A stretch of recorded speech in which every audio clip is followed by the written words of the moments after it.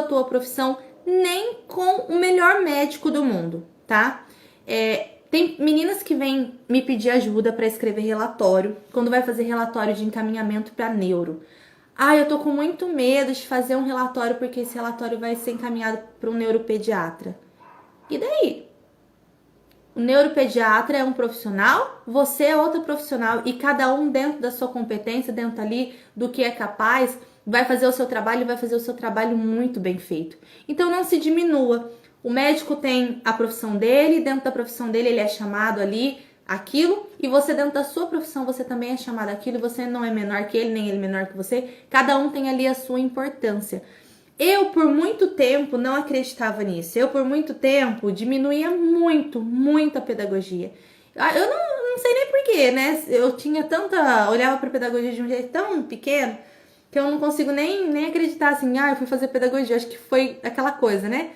Mas eu acreditava tão pouco na nossa potência que eu me lembro que quando eu comecei a procurar mais, saber mais sobre o autismo, que era algo que eu queria aprender, que eu comecei a fazer os congressos, que eu comecei a estudar, eu participei do Neuromeet, de um congresso da Neurosaber, e foi uma experiência muito única para mim, porque eu estava num congresso com diversos profissionais. Então, eu sentava ali do meu lado, aqui tinha uma neuropediatra, na minha frente tinha um psicólogo, do meu lado tinha uma TO, e eram profissões que para mim eu olhava e via assim, né, de um pedestal, como se a pedagogia estivesse lá embaixo e eles lá em cima.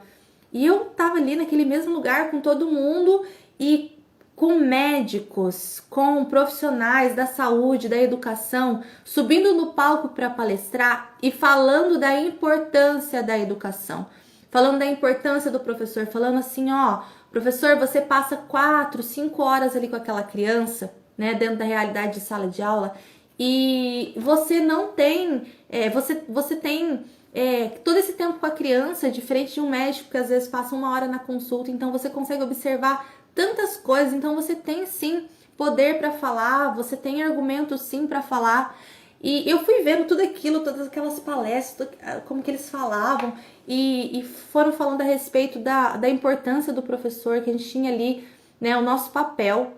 E eu lembro que no final abriram um espaço para perguntas, para respostas, e aí teve um momento que eles abriram para falar alguma coisa alguma mudança que a pessoa, né, que você tinha sentido ali naquele congresso e tal.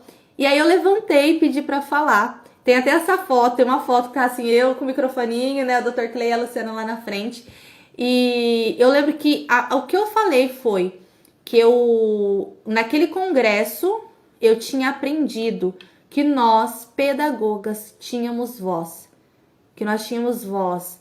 E que, lógico, nós precisamos ter conhecimento, formação, precisamos aprender para que essa voz seja válida, mas que quando eu observo ali uma dificuldade na minha criança, quando eu percebo algo ali, né, eu estudo para isso. Eu não estou falando em achismo, eu estou falando com base naquilo que eu estudo.